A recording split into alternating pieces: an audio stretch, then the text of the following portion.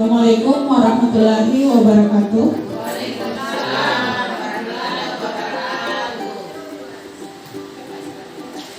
Alhamdulillah rabbil alamin.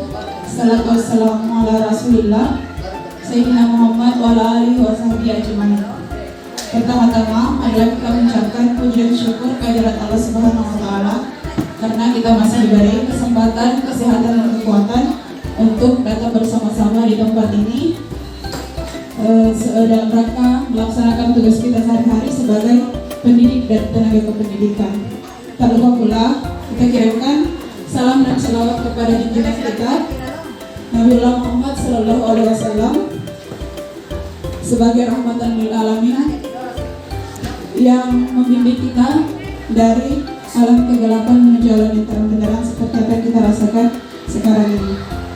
Baiklah Bapak Ibu, kegiatan kami hari ini sebagai salah satu peserta calon guru penggerak angkatan 8 yaitu melakukan diseminasi modul 1.4 tentang budaya positif.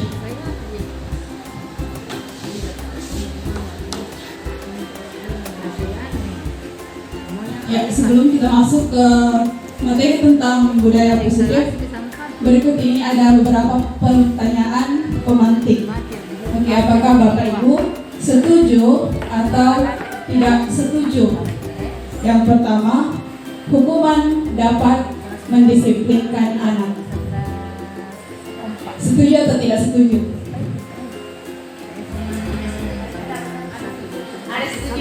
Ada setuju, ada tidak.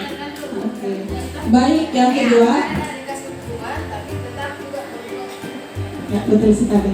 Yang kedua, pemberian hukuman dengan hal positif seperti membaca atau membersihkan halaman sekolah dapat meningkatkan disiplin anak. Yang ketiga, memberi penghargaan dapat meningkatkan motivasi belajar anak. Oke, baik. Dikasih gula-gula. Nah, berikutnya ini ada beberapa pembahasan yang dibahas pada modul 1.4 pada pendidikan guru penggerak. Yang pertama mengenai disiplin positif dan nilai-nilai kebajikan universal. Yang kedua, teori motivasi, hukuman dan penghargaan. Yang ketiga, keyakinan kelas. Yang keempat, 5 kebutuhan dasar manusia. Yang kelima, posisi kontrol dan segitiga restitusi. Oke, baik, kita masuk ke pembahasan yang pertama, yaitu disiplin positif dan nilai-nilai kebajikan universal. Baik, di atas ada perubahan paradigma. Jadi ada kegiatan, yaitu kegiatan kepalan tangan. Jadi silakan Bapak Ibu melihat pasangannya masing-masing di samping. Anda sebagai A dan teman Anda sebagai B. Robeklah secari kertas kecil, tuliskan benda atau sesuatu yang berharga untuk Anda. Letakkan di salah satu tangan Anda, genggam benda tersebut dengan segala daya, segala kekuatan Anda. Buat kepalanya.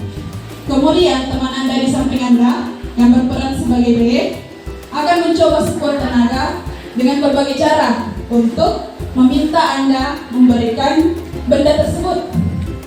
B bisa membujuk, mengancam, menghardik, merayu, menyuap atau apa saja agar bisa membuka kepalan tangan Anda. Oke, baik, saya memberikan waktu sekitar 30 detik. Silakan berperan sebagai A dan B.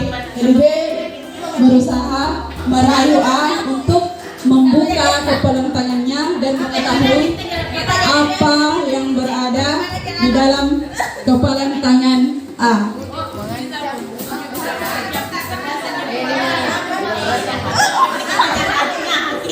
Di kepala tangannya. Bahaya saya, jangan berdarah.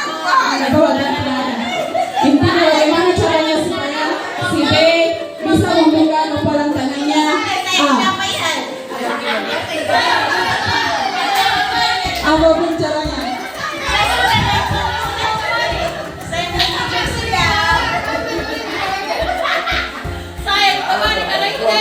Oke, 15 detik lagi.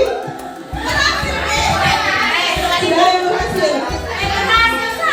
Oke, ada yang berhasil membuka kepalan tangan?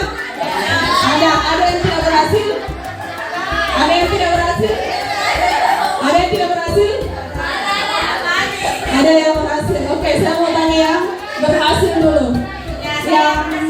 yang sebagai A, yang mengepal tangannya, membuka kepalan tangan. Berhasil. Ancaman di dalam. Oke, kita lihat apa yang terjadi. Yang pertama, apakah Anda membuka kepalan tangan Anda? Apa alasan Anda membuka kepalan tangan Anda?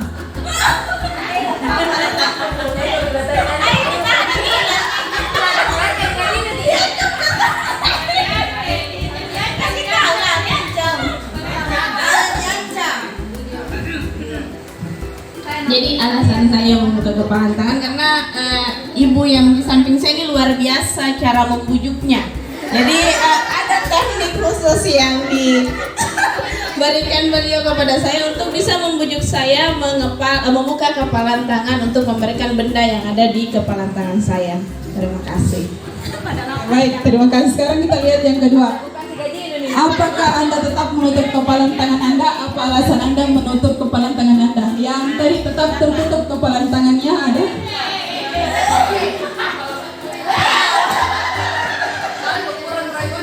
Oh, kurang rayuannya. Sekarang kita lihat yang ketiga. Siapa sesungguhnya yang memegang kendali atau kontrol untuk membuka dan menutup kepalan tangan Anda? Apakah Anda si A atau teman Anda si B?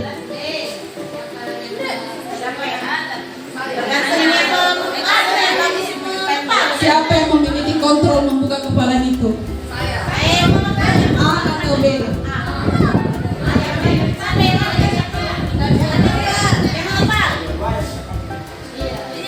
Yang benar-benar memiliki kontrol,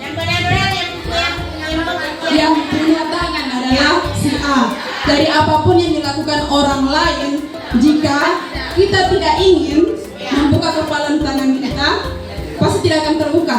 Tetapi, kita juga membuka kepalan tangan kita bukan karena orang lain, karena kita mau membuka kepalan tangan kita. Jadi benar-benar kontrolnya ada pada diri kita.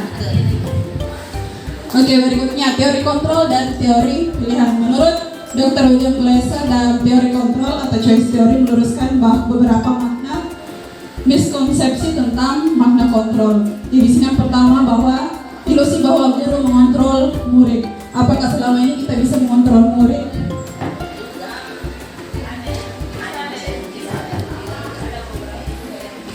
Nah, ini dikatakan ilusi. Kelihatannya kita bisa mengontrol murid, tapi sebenarnya kita tidak bisa mengontrol. Hanya karena mereka mengizinkan dirinya untuk dikontrol. Jadi makanya dia dikatakan ilusi. Yang kedua, ilusi bahwa kritik dan membuat orang merasa bersalah dapat menguatkan karakter. Kita melihat kritik katanya dapat menguatkan karakter, tapi ternyata tidak. Malah akan melemahkan karakter. Yang ketiga, ilusi bahwa penguatan positif bujukan efektif dan bermanfaat. Kemudian ilusi bahwa orang dewasa memiliki hak untuk memaksa. Jadi kita tidak bisa memaksa orang lain. Setiap orang memiliki kendali kontrol atas dirinya sendiri. Sama dengan saat Bapak Ibu berada di ruangan ini, saya tidak bisa mengontrol Bapak Ibu untuk berada di sini.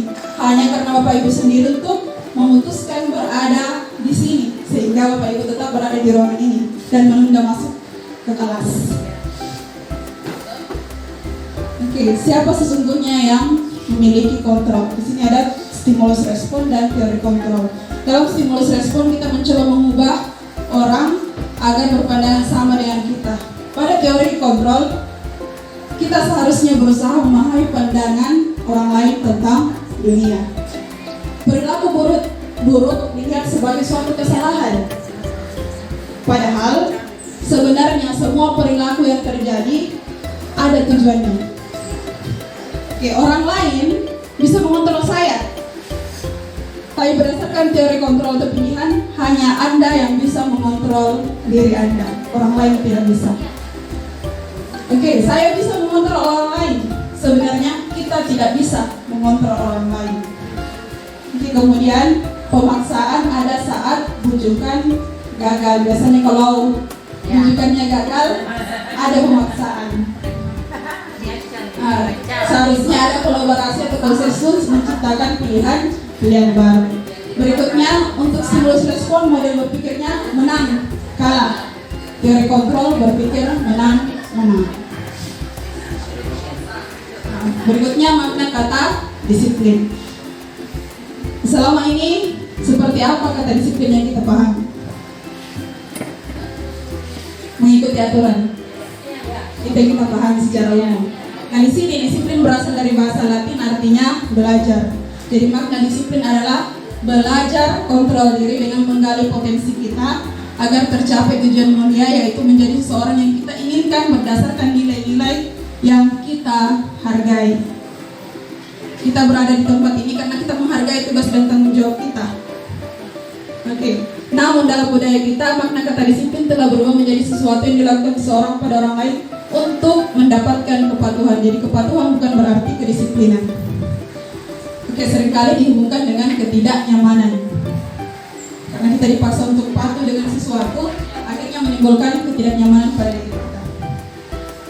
Berikutnya nilai-nilai kebajikan universal.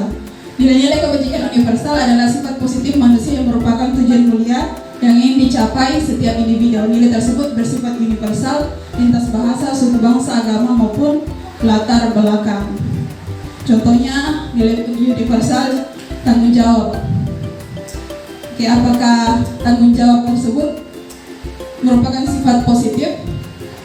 Semua orang menghargai nilai itu tanpa melihat lintas bangsa, suku bangsa, agama, latar belakang, dan lain-lain. Semua orang mempercayai bahwa tanggung jawab itu adalah sebuah nilai kebajikan. Nah, di sini nilai kebajikan yang ingin dicapai oleh setiap anak Indonesia kita kenal sekarang dengan istilah profil pelajar Pancasila, yang dimana di dalamnya ada 6 dimensi, yang itu beriman dan bertakwa, berakhlak mulia. Kemudian ada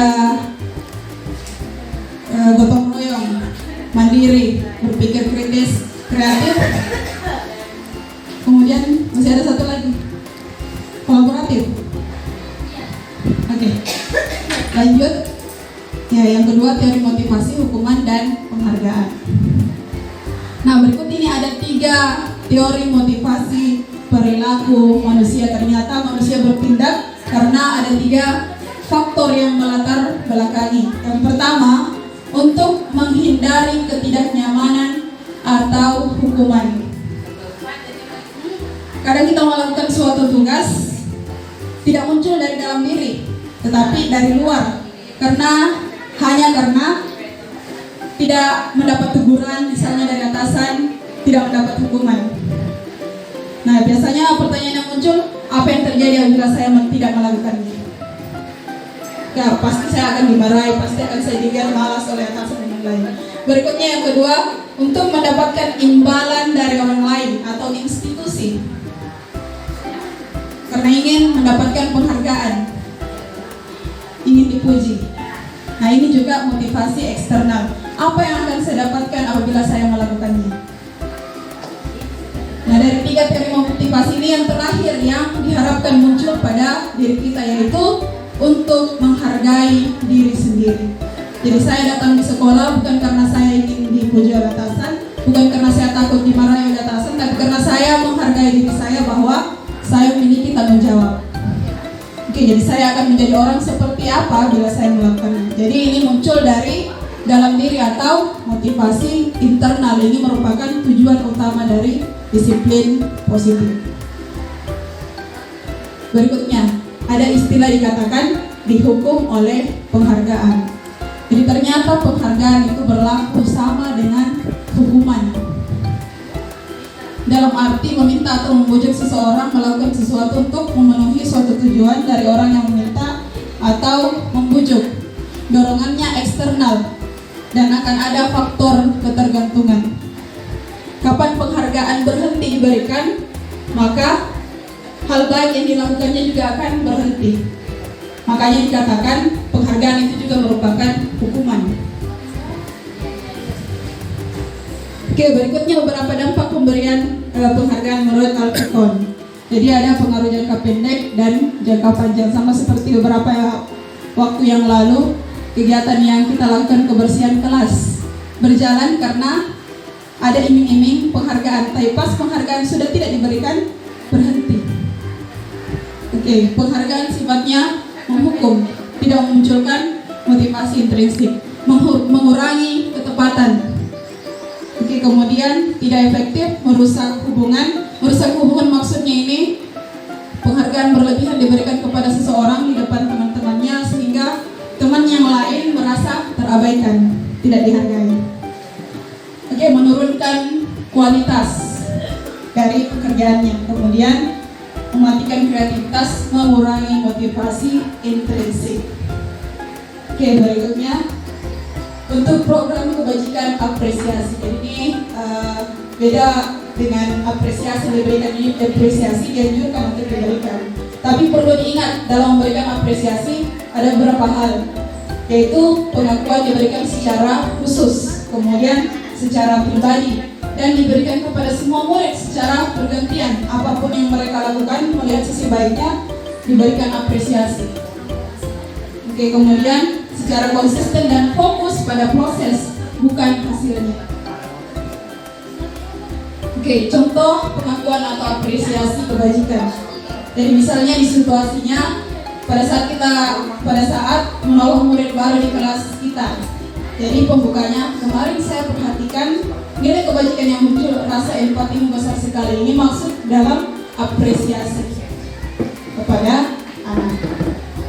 Oke, pada saat kamu teman anak, kita melihat anak kita membantu temannya di tugas kelompok, saya menghargai kepedulianmu. Artinya prosesnya yang dihargai. Kemudian pada saat kamu memungut kertas yang berserakan di lantai, terima kasih atas rasa tanggung jawabmu. Jadi mengapresiasi hal-hal kecil yang dilakukan oleh anak kita. Berikutnya perbedaan antara hukuman dan konsekuensi.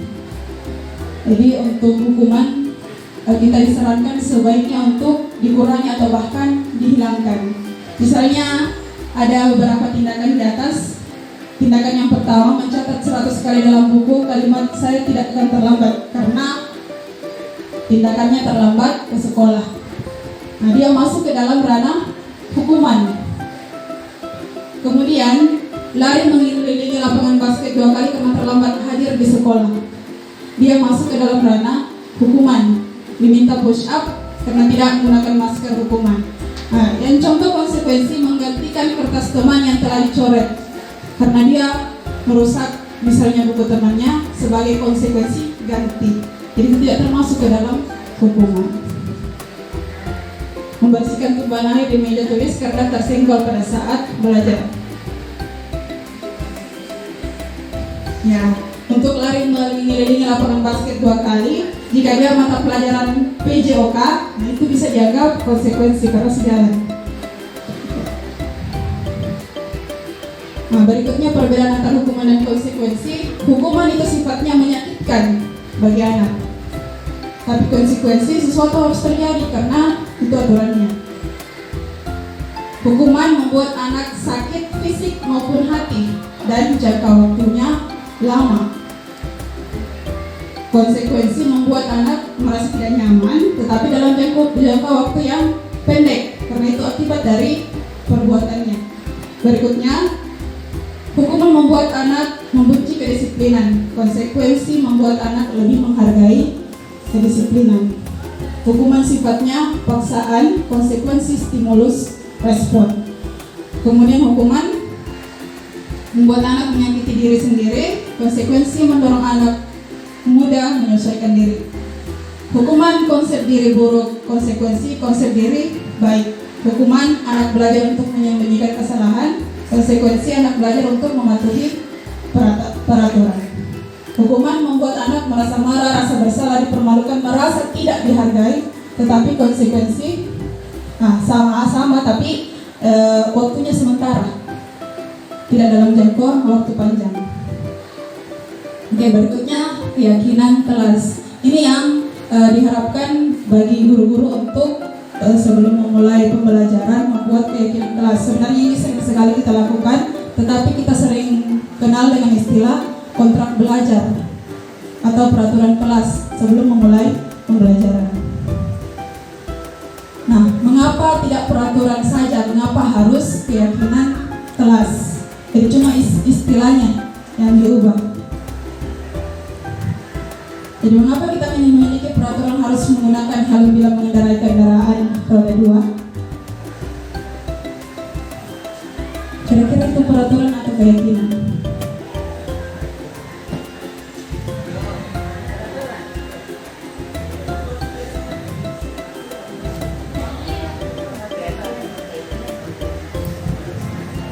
Nah, tergantung bagaimana respon kita. Jadi kalau keyakinan yang betul-betul berada dari dalam peraturan sifatnya ekstrinsik. Jadi untuk mendukung motivasi intrinsik kembali ke nilai-nilai keyakinan untuk lebih menggerakkan seseorang dibandingkan mengikuti serangkaian peraturan. Nah, menggunakan helm itu kalau misalnya kita anggap sebagai peraturan, kita cuma menggunakan ketika misalnya ada sweeping. Nah, tetapi kalau kita menyadari, kita menganggap itu hal yang penting, hal yang kita yakini, wah ini untuk keselamatan saya, meskipun tidak ada polisi, saya harus tetap menggunakan helm. Artinya yang muncul adalah dari dalam, motivasi intrinsik. Yang kedua, mengapa kita harus memiliki peraturan 3 yang menggunakan misalnya masker pada saat COVID yang lalu, mencuci tangan, menjaga jarak. Nah, kalau kita cuma menganggap peraturan, mungkin nanti dilihat, baru dilaksanakan. Tetapi kalau kita menyadari bahwa ini untuk kesehatan saya, menjaga orang lain dan diri saya, pasti meskipun tidak ada yang memantau, tetap dilaksanakan. Oke, dan seterusnya. Nah, berikut ini pembentukan keyakinan kelas atau sekolah. Jadi keyakinan kelas bersifat abstrak daripada peraturan yang lebih rinci dan konkret. Keyakinan kelas berupa pernyataan-pernyataan yang sifatnya universal. Pernyataan keyakinan kelas senantiasa dibuat dalam bentuk positif. Keyakinan kelas hendaknya tidak terlalu banyak sehingga mudah diingat dan dipahami oleh seluruh warga kelas. Keyakinan kelas sebaiknya sesuatu yang dapat diterapkan di lingkungan tersebut dan semua warga kelas hendaknya ikut berkontribusi dalam membuat keyakinan kelas lewat kegiatan curah pendapat. Jadi pada saat membuat keyakinan kelas, jadi bukan guru yang secara sepihak menentukan bahwa ini peraturan di kelas kita, tetapi kita meminta curah pendapat dari peserta didik. Aturan apa yang ingin mereka terapkan di kelas mereka. Jadi ada kolaborasi antara guru dan peserta didik. Kemudian dari peraturan tersebut dibentuk keyakinan kelas. Misalnya peraturan yang muncul tidak terlambat masuk kelas, rajin mengumpulkan tugas. Nah, keyakinan kelas yang bisa timbul dari situ, kita bisa merumuskan satu kalimat universal, misalnya disiplin. Nah, kalimatnya simple, tapi semua warga kelas percaya bahwa disiplin itu hal yang penting. Jadi bisa menimbulkan motivasi intrinsik. Nah, berikut ini contoh perbedaan peraturan dan keyakinan kelas. Misalnya peraturannya selalu kembalikan buku pada tempatnya. Kita bisa mengubah kata-kata itu dengan tanggung jawab. Kemudian dilarang mengganggu orang lain. Nah, bisa diubah menggunakan istilah menghormati orang lain. Hadir di sekolah 15 menit sebelum jam pelajaran dimulai. Nah, bisa menggunakan menghormati orang lain dan berkomitmen. Nah, bisa juga berkomitmen.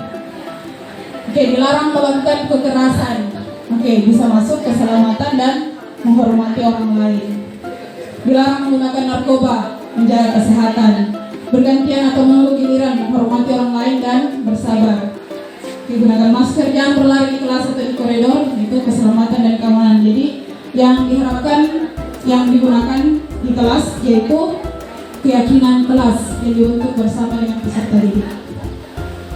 Oke, berikut ini 5 kebutuhan dasar manusia.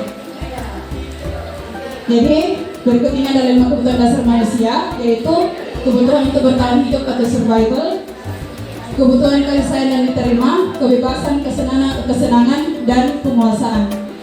Jadi 5 kebutuhan dasar ini ternyata yang paling banyak mempengaruhi bagaimana seseorang berperilaku atau bertindak. Kadang ada tindakan yang dianggap menyimpang atau menyeleweng karena ada salah satu kebutuhan dasarnya yang berusaha ingin dipenuhi.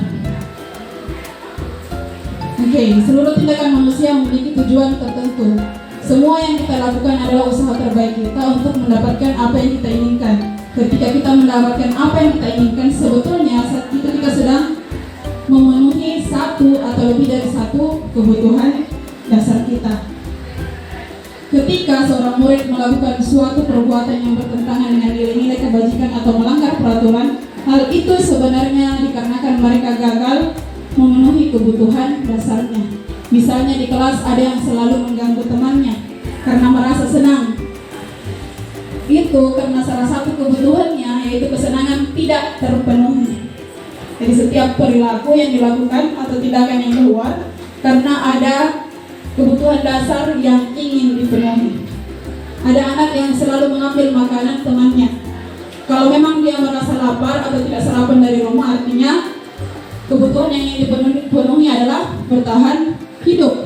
Tapi karena kalau cuma hanya untuk bersenang-senang, artinya kebutuhan yang ingin dipenuhi adalah kesenangan. Tapi karena kalau ingin dianggap merasa hebat oleh teman sekelasnya, artinya kebutuhan yang ingin dipenuhi adalah penguasaan. Ya. Berikutnya posisi kontrol. Nah, berikut ini ada 5 posisi kontrol guru. Yang pertama, guru sebagai penghukum, guru sebagai pembuat rasa bersalah, guru sebagai teman, guru sebagai pemantau, dan guru sebagai manajer. Dari kelima posisi kontrol ini, kira-kira kita berada di posisi yang mana?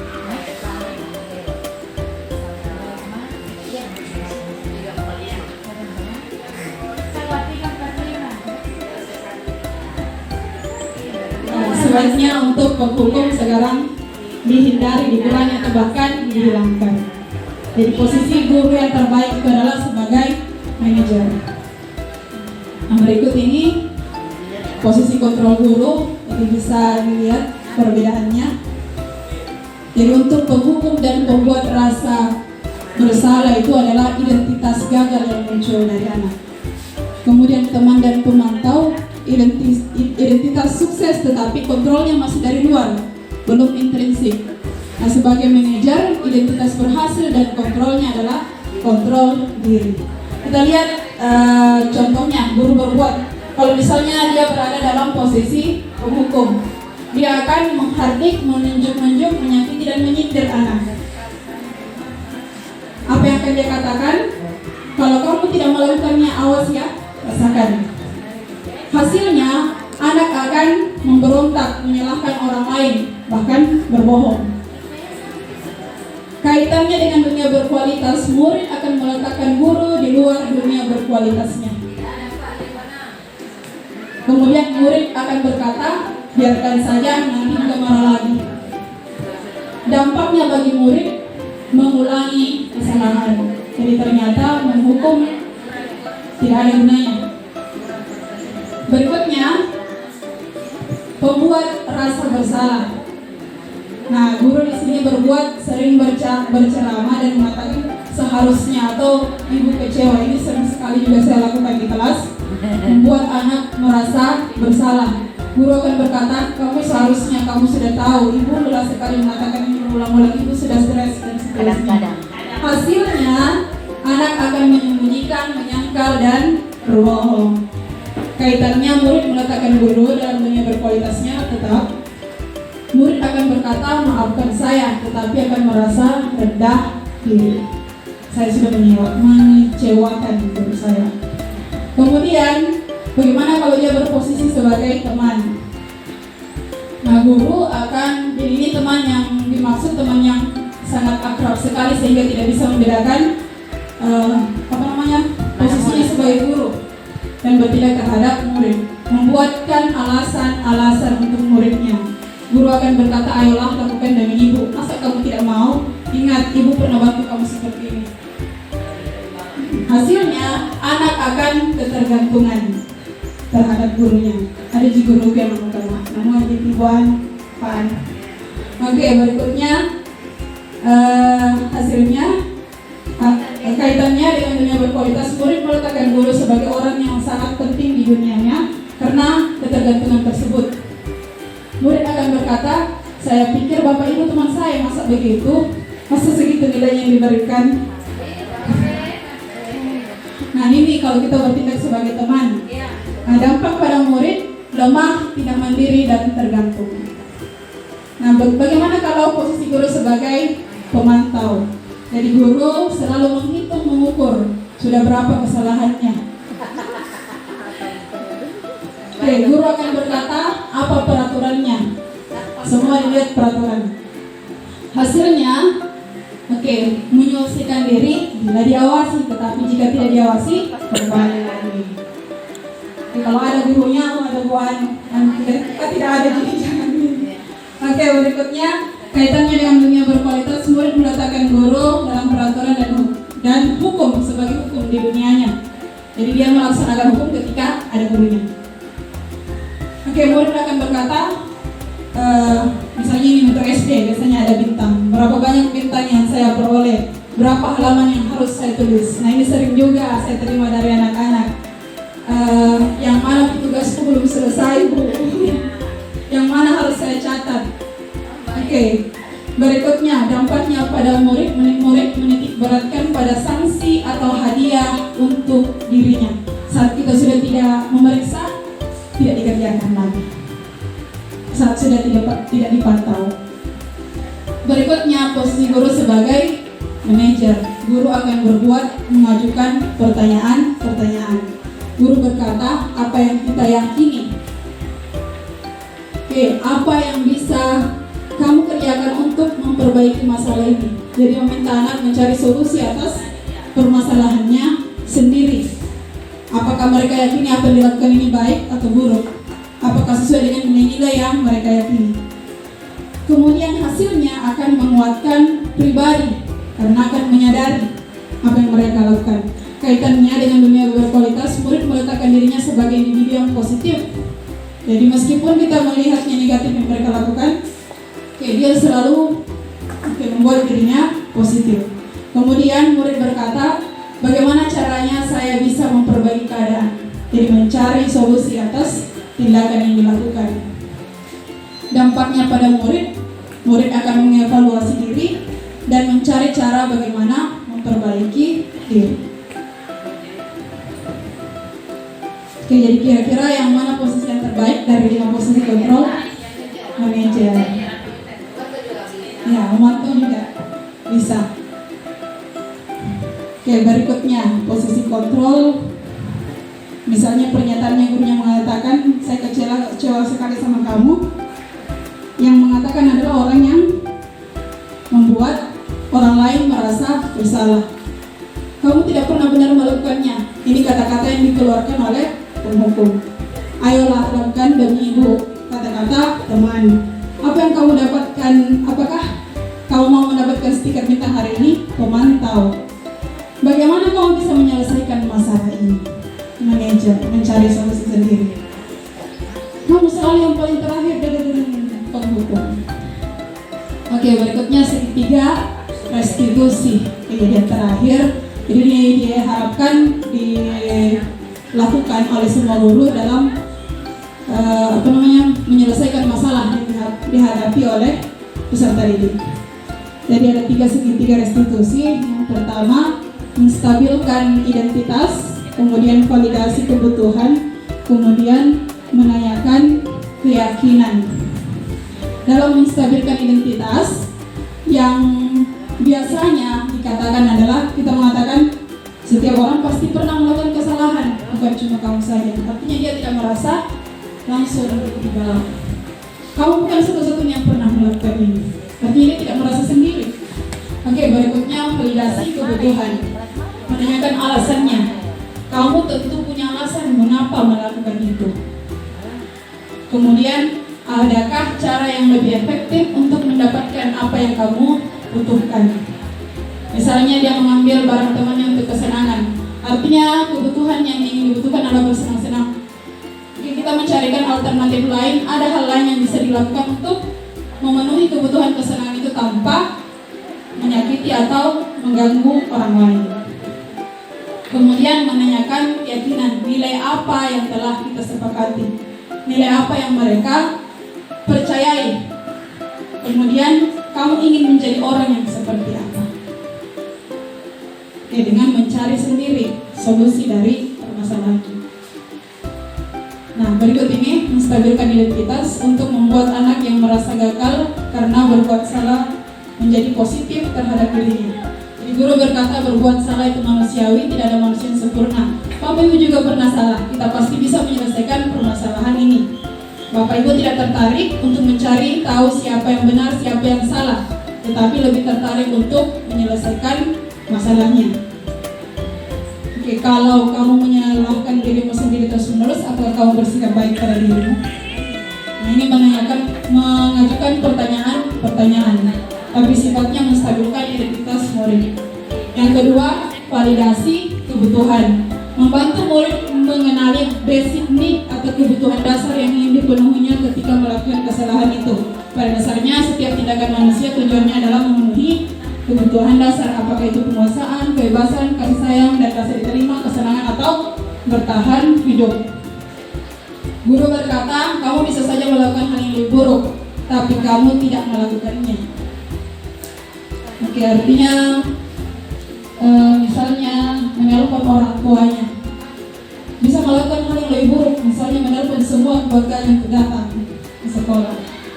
Oke, berikutnya kamu pasti punya alasan mengapa melakukannya. Jadi menanyakan alasan, mendengarkan alasan dari anak sangat penting. Apa yang penting bagi kamu? Oke, kamu boleh tetap berusaha menjaga sikap itu, tapi tambahkan sikap yang lain yang baru dengan tidak menyalahkan apa yang dilakukan, yang menganggap wajar yang dilakukan. Apakah kamu belajar cara lain untuk mendapatkan yang kamu butuhkan tanpa harus memukul? Oke, apakah kamu bisa melakukan dengan lebih baik besok lagi? Jadi terus mengajukan pertanyaan-pertanyaan. Yang terakhir, menanyakan keyakinan. Jadi anak melihat kesalahannya dihubungkan dengan norma sosial dan nilai-nilai yang mendasari manusia berinteraksi dengan orang lain. Ini nilai-nilai kebajikan universal yang diyakini oleh setiap orang. Jadi guru berkata, apa nilai yang kita percayai di kelas kita, di sekolah kita? Misalnya tadi saling menghargai, saling menghormati. Nilai-nilai universal apa yang telah kita sepakati?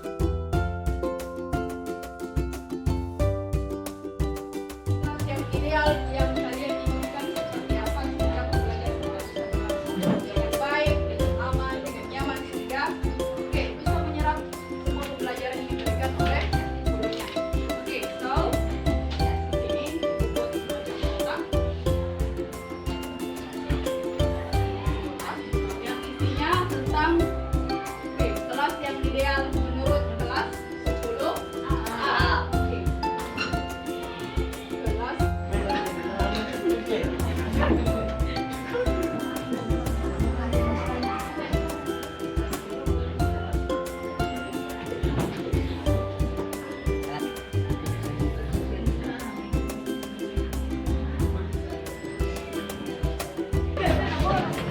Oke, langsung ditempel saja. Oke, dikasih rapat. Ya.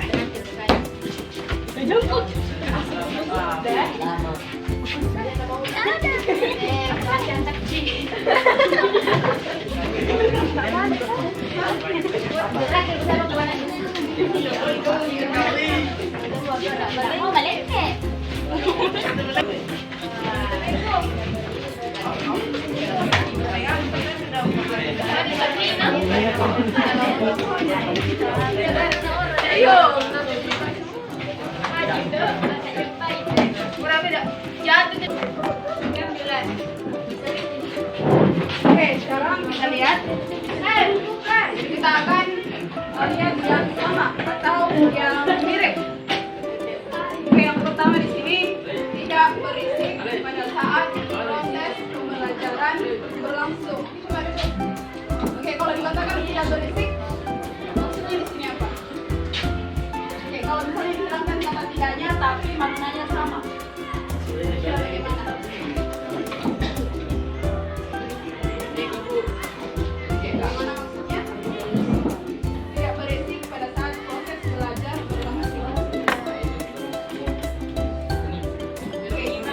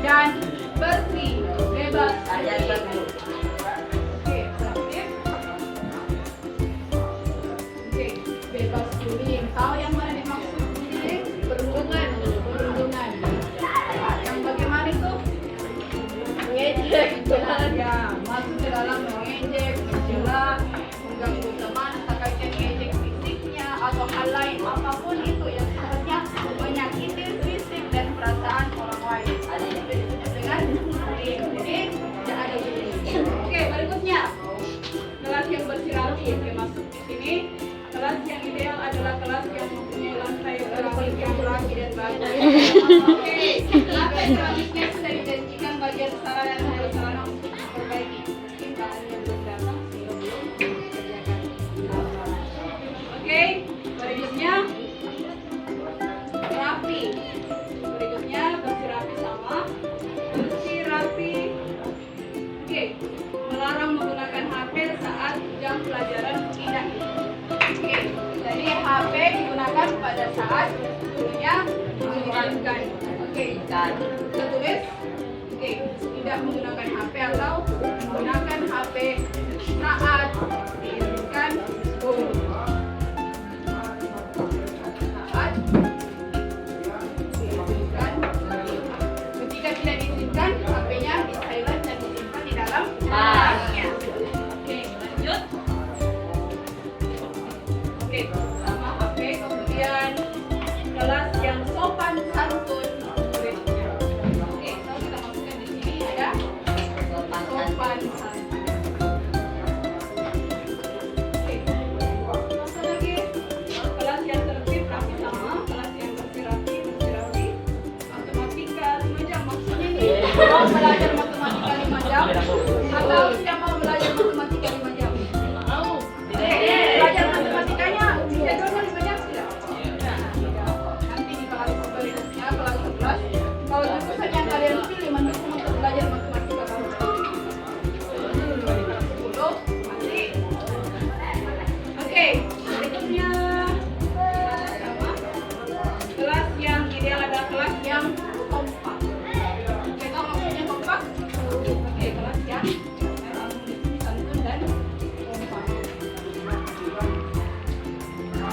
Oke, berikutnya api meja dibungkus plastik agar baju tidak kotor. Mau dibungkus plastik mejanya? Tidak. Oke, bagaimana kira-kira caranya supaya bajunya tidak kotor tapi mejanya tidak dibungkus?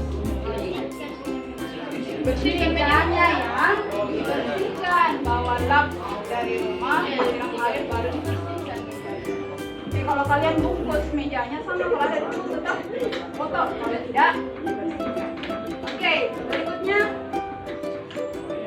mengikuti pelajaran dengan baik dan tertib. Oke, kita masukkan sama dengan yang pertama, bersih. Apa ini memperbanyak PR?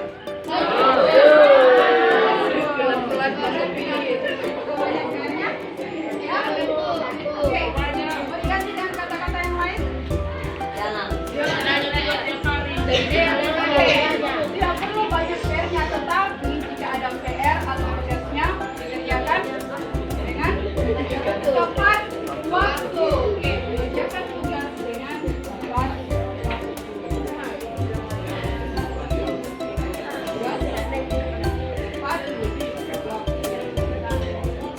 Oke, lanjut. Rapi dan disiplin. Oke, yang mana yang dimaksud dengan disiplin? Datang tepat waktu atau tidak terlambat. Oke, lanjut. Rapi sama terang. Sudah terang sekali. Oke, kalau wangi siapa mau kasih wangi?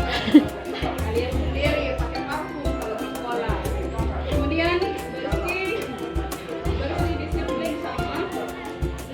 Oke, membuang sampah pada tempatnya masih bersih, rapi, terang.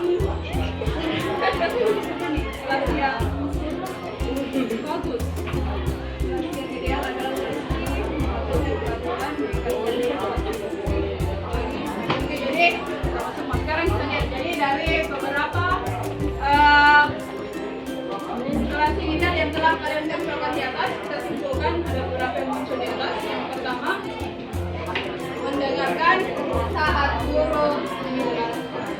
Oke, jadi pada saat gurunya bicara, kalian perhatikan telinganya. Nanti diizinkan, baru silakan mendengarkan. Oke, supaya yang lain juga temannya bisa dengar apa yang disampaikan oleh guru. Berikutnya, tertib. Yang mana yang maksudnya tertib? Kalau tadi pada saat menempel di atas maksud dengan tertib? Tidak, harusnya bergantian supaya tidak saling berdesak-desakan sehingga menimbulkan dorongan. Oke, kemudian bebas bullying. Sudah paham semua bebas bullying? Oke, kemudian bersih. Siapa yang bertanggung jawab menjaga kebersihan? Semua bertanggung jawab. Tapi dalam satu hari itu ada yang bertugas membersihkan kelas, baik di dalam maupun di luar kelas.